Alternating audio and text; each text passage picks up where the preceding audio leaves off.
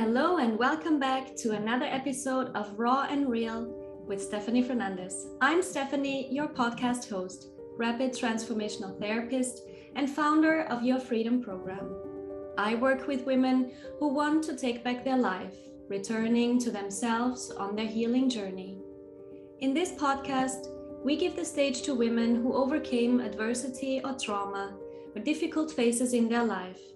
Be ready to get raw emotions from real people. The stories we share here are to inspire women just like you that anything is possible.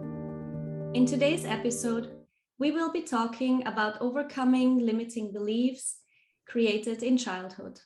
Our story and experiences are unique, forming us into who we are today. Sometimes, however, what forms us into who we are includes a framework of living, thinking, and behaving that no longer serves us. My guest today is Kim. In May of 2008, Kim received a call from the eldest of her 5 children, 20-year-old son Nick, who confessed that his life was being destroyed by alcohol abuse. During his spiral through the darkness, Kim worked with her son to help him find long-term sobriety. But she knew that he was not the only person who needed to change. Hi, Kim, and welcome to the show. Hi, Stefanie. I'm so pleased to have this conversation with you today. Thank you so much for coming forward and sharing your story with us. You are a parenting coach and passionate about empowering parents of adolescents to create healthier, happier, and more functional relationships with their children. Absolutely. It's because of my own personal experience that I now do this work with other parents. Most of the time it's moms because they're the ones that will come forward and want the help.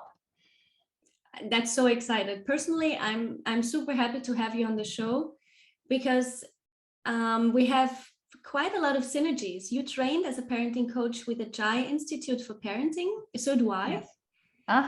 Yeah, and it's exactly what I'm doing at the moment as a rapid transformational therapist to help women to uncover the reason of their limiting beliefs and to get rid of them. So I'd love to hear how you do that, but Please first tell us your story today.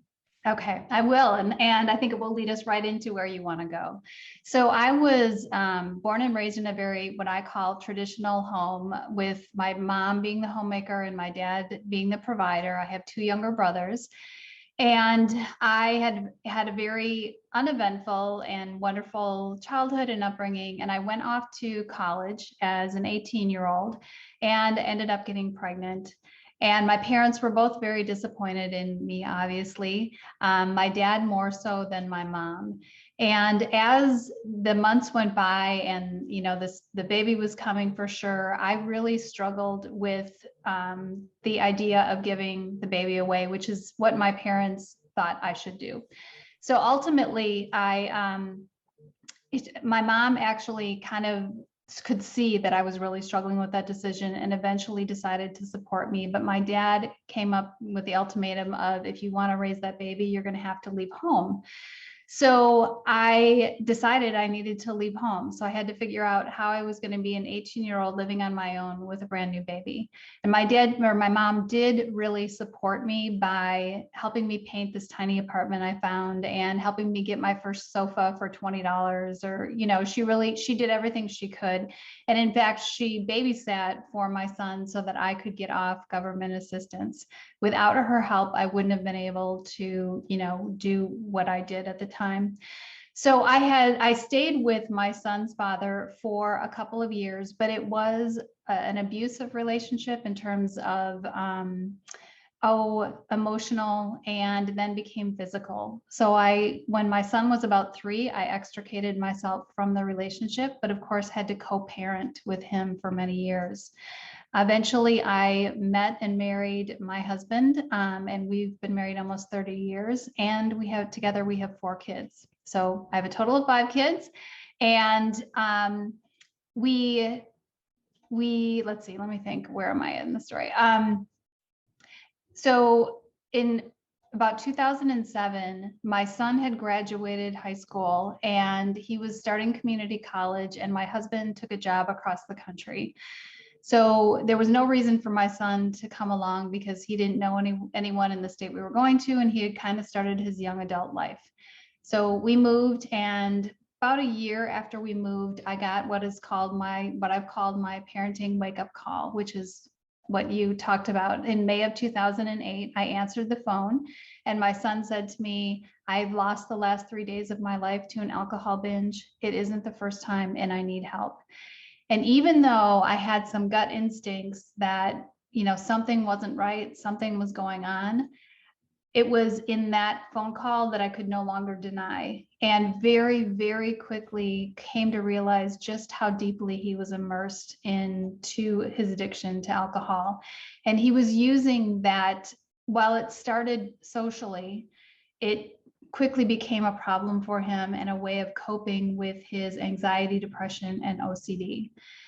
So trying to navigate a child's addiction to alcohol from 1,200 miles away was an incredibly trying experience. And as part of that experience, I looked at where I had contributed to the problem. I looked back at, the mother that I had been, and, the way that I was raised, because I was parenting a lot like I was raised. I made some conscious choices to do differently, but however, I really was raising him a lot the same way. So it was my parenting wake-up call, as well as my personal awakening, I think, to really look back, to move forward, to really look at. And I didn't, a lot of parents, when they have kids that are addicted, can get stuck in the muck of, oh, I'm this awful parent, or, I coulda, shoulda, woulda, all the things, or why is this happening to me? And I knew that that wasn't productive for my son. However, I also wanted to do an inventory again of how I had contributed to the problem. So, and I'm totally losing my train of thought. That's quite remarkable that you managed in that stressful time to look inwards and try to find answers within yourself. Yes. And I think also it went to other areas of my life as well. I really began to think about, like, what kind of, and this didn't happen overnight. This happened through a period of time, but I really began to look at, what am I listening to music wise? What am I watching on TV?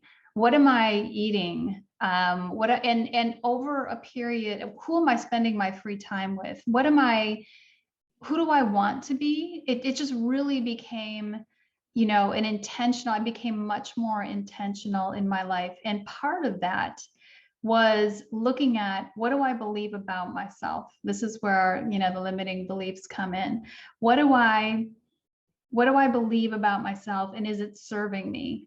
And one of the things, and this wasn't an overnight process. This was a process of, like, doing some journaling, because I think when someone says, what do I believe about myself? The first things that come up may be, I'm a good wife. I am the more surface level stuff.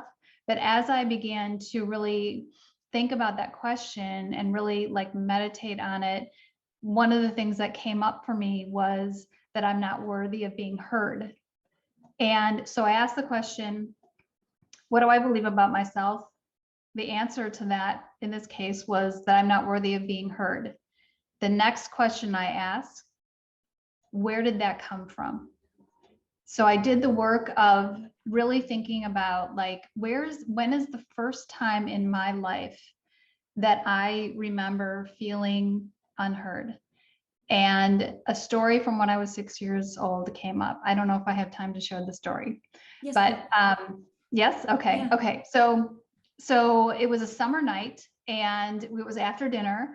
And as I mentioned, I have 2 younger brothers. So I was 6 and my brothers were 4 and 2. And my mom needed to go to the grocery store. So she put my dad in charge, and it was a beautiful night. So he took us outside, and we decided to go to the neighbor's house and play on her swing set. And my dad could see us, but my aunt had come over. And so he was chatting with my aunt while the boys and I were on the swing set and in the sandbox.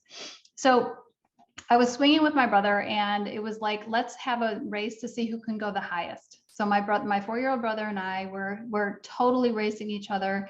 My little 2-year-old brother was in the sandbox playing, and all of a sudden he decided that it would be fun to swing as well. So he started coming toward the swing set, and I could tell that, at first I was just involved in my own thing. And then as he got closer and closer, I was like, oh my gosh, I'm going to hit him.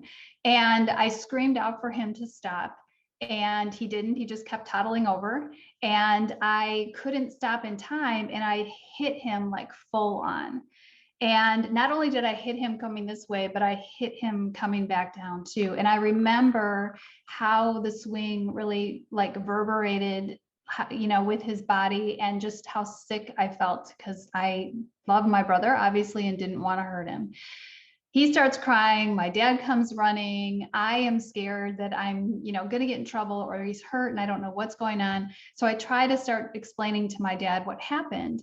And my dad just looks at me and he says, go to your room, right now. And I knew not to not push so my brother and I left and we went to our rooms. And a little while later, my mom came back.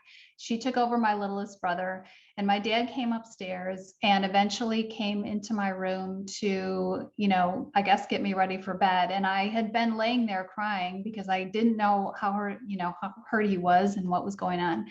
So he came into the room and I said, I tried to explain again what had happened. And he said, you're the oldest sibling. You knew better. This is your fault.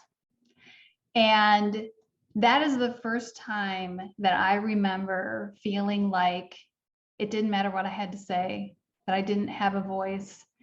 And I think for years after that, I don't want to say as a direct result of that moment, but it had an impact on my life, and times when I wouldn't use my voice, like not raising my hand in school, not speaking up in relationships with boys when I was dating, not speaking up with my husband, feeling unheard by my children and disrespected at times.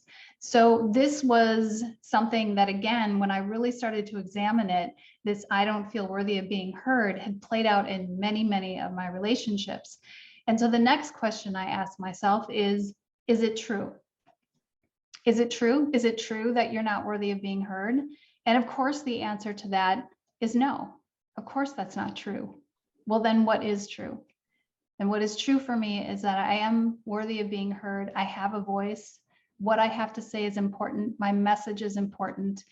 And when you adopt a new belief like that, it is a matter of being intentional and consciously practicing that every single day. My being on this podcast with you, Stefanie, is a result of me making the choice every day to honor my voice and my story, and that I have something worth sharing. And I think your audience will benefit from hearing this story. Some days go better than others. This is what it means to practice a new belief.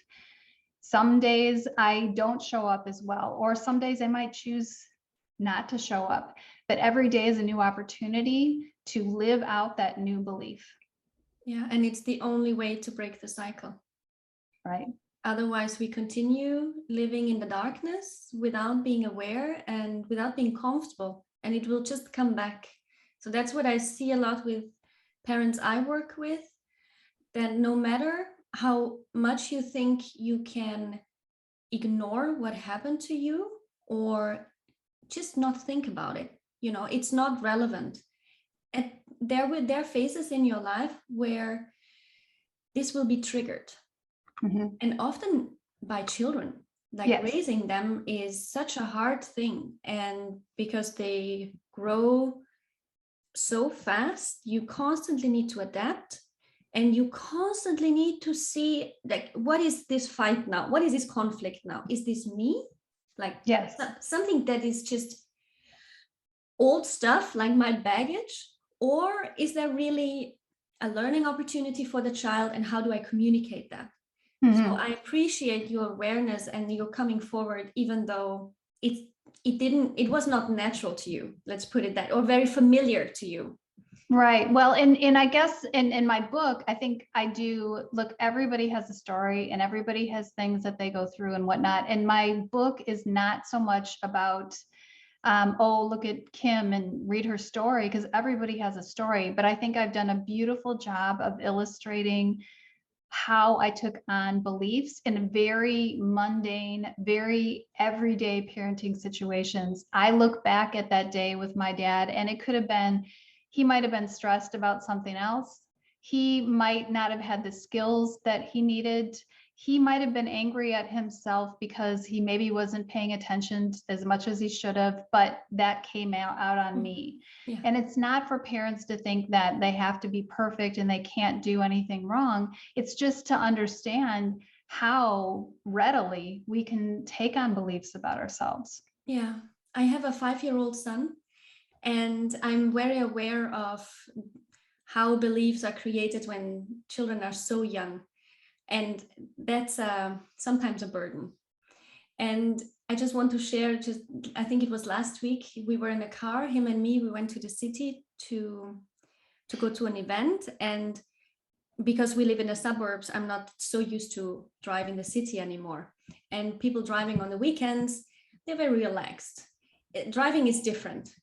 And he is a talker. His love language is talking. Mommy, I need to tell you something. How do you make lamps? How do you paint the zebra on the pedestrian area? Like, he comes up with the craziest things in the most unusual situations. But I want him to be able to express and to feel heard. And I almost had an accident because I was so distracted talking to him. Mm-hmm. Mm-hmm. And I had such an outburst. Like, I was swearing in the car and I was like honking, and he was in the back seat, completely silent. And I said something that I really regretted. I said, it's just because you don't stop talking. And I said several times, you need to be quiet. We were on the highway and he was still not talking, which is very unusual. And I started explaining him how I felt, that I was feeling all of a sudden a stress because of all the cars, that I wanted to listen to him. At the same time, I had to focus. And sometimes the mind goes like very confused. Mommy's brain couldn't do both things at the same time. And it was not your fault, because I love hearing all your questions and all your stories. And that clicked with him. And then he could talk again.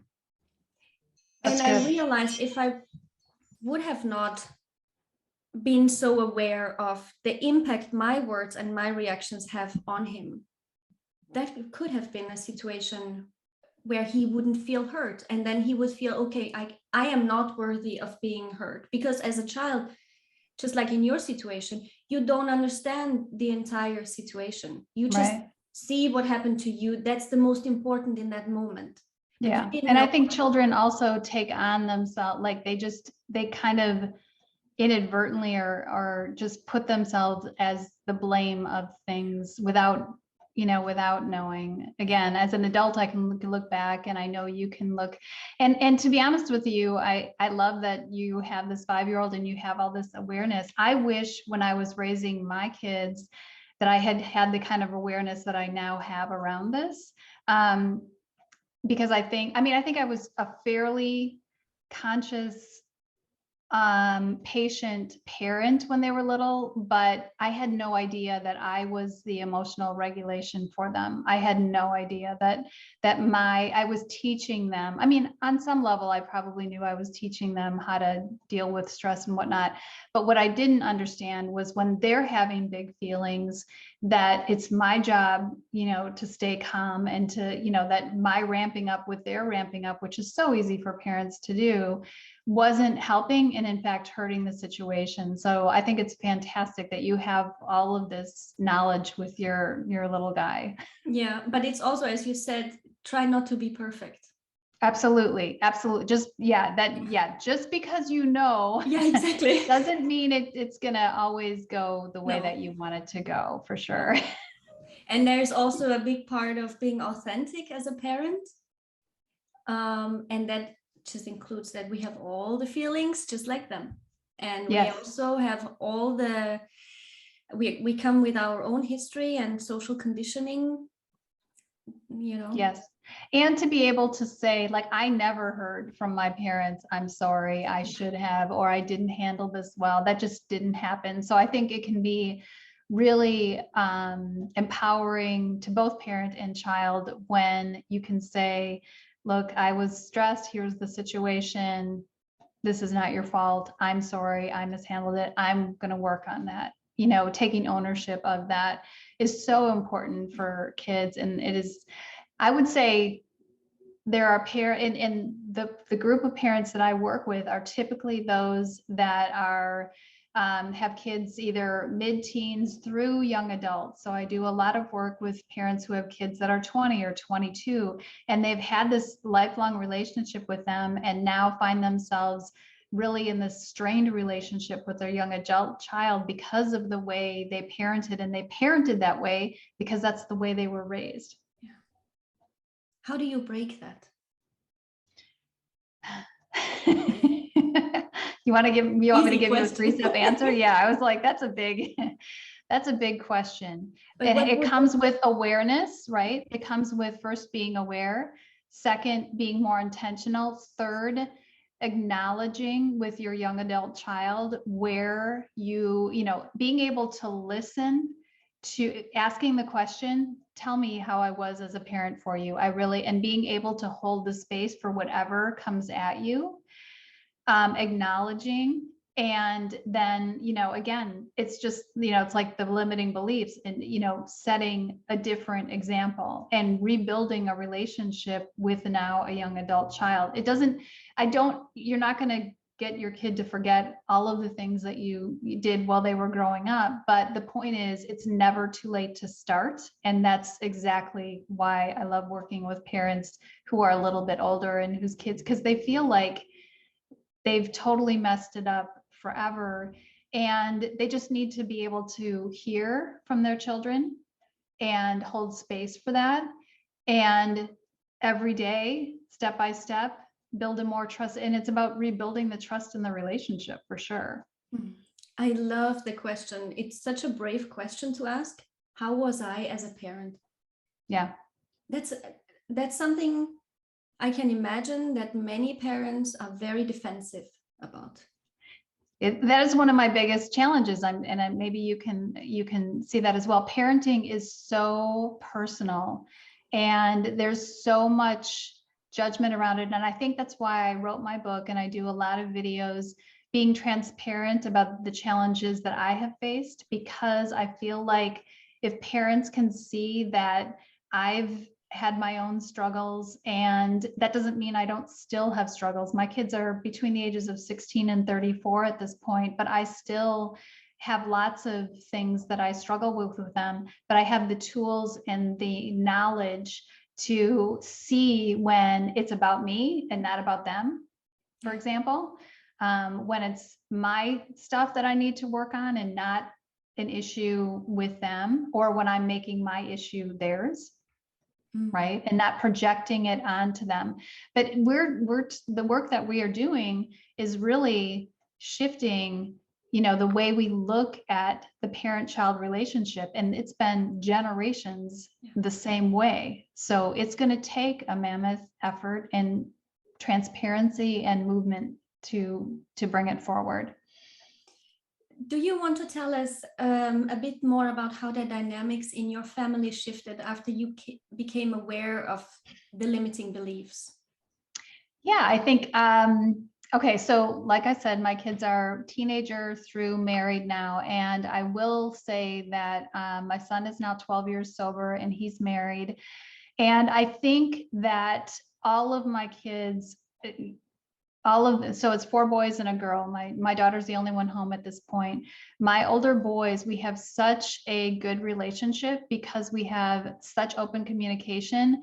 They've read my book. They know the work that I'm doing with parents, and they've witnessed it themselves. They've heard me say at times, I messed up. I'm sorry. I'm working on that. Or I've been very intentional with the boys, especially to ask them how they feel about things. I'm trying to help them even though I didn't know this stuff when they were little, I'm trying to help them now see how important their emotional lives are and to advocate for themselves in that.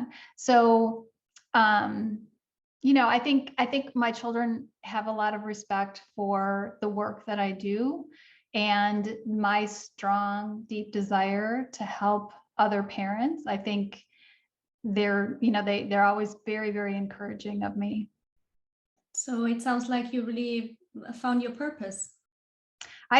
Yes, I would. I mean, I don't think anyone says a kid going through addiction would be a blessing, but I will tell you that it was in part a blessing to my life because of the parenting wake-up call, because of the personal awakening, and the relationships that I've developed with my kids since then. I think all of that has been truly a blessing to my life and what I was called in part to do here. That's beautiful. Thank you. What is your book called, and how can my listeners find it? The book is called Becoming Me While Raising You, A Mother's Journey to Herself, and it is available on Amazon everywhere. In fact, it's free on Kindle, and comes in paperback as well if you prefer a book like I do. So so it's Becoming Me While Raising You. Perfect. I will put that in the caption. And how can people find you if they want to work with you? They can find me at my website. It's reallifeparentguide.com. Wonderful.